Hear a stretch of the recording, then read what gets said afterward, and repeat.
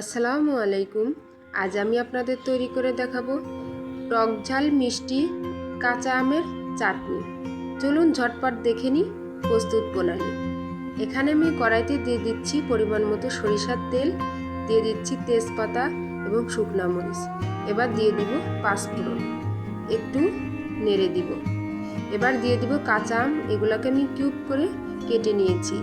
এবার 5 মিনিট আমি এগুলোকে ভেজে নিব। দিয়ে দিলাম বিট লবণ, দিচ্ছি হলুদের গুঁড়া এবং সামান্য পরিমাণ মরিচের গুঁড়া। আবারও এগুলোকে একটু ভেজে নিব। এবার দিয়ে দিচ্ছি সামান্য পরিমাণ পানি। এবার ঢাকনা দিয়ে ঢেকে দিব। ফিরছি কিছুক্ষণ পর। দেখুন আমগুলো প্রায় সিদ্ধ হয়ে এসেছে। এবার এটির মধ্যে আমি অ্যাড করে দিব গুড়। আপনারা চাইলে গুড়ের পরিবর্তে চিনিও ব্যবহার করতে পারেন। এবার একটু নেড়ে দিব। যতক্ষণ পর্যন্ত না পানি শুকিয়ে আসে ততক্ষণ পর্যন্ত এটিকে নাড়তে থাকবো।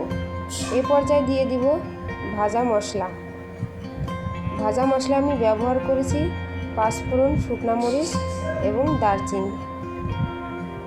দেখুন তৈরি হয়ে গেল আমার টক ঝাল মিষ্টি কাঁচা আমের চাটনি। আপনারা অবশ্যই এই রেসিপিটি বাসায় ট্রাই করবেন।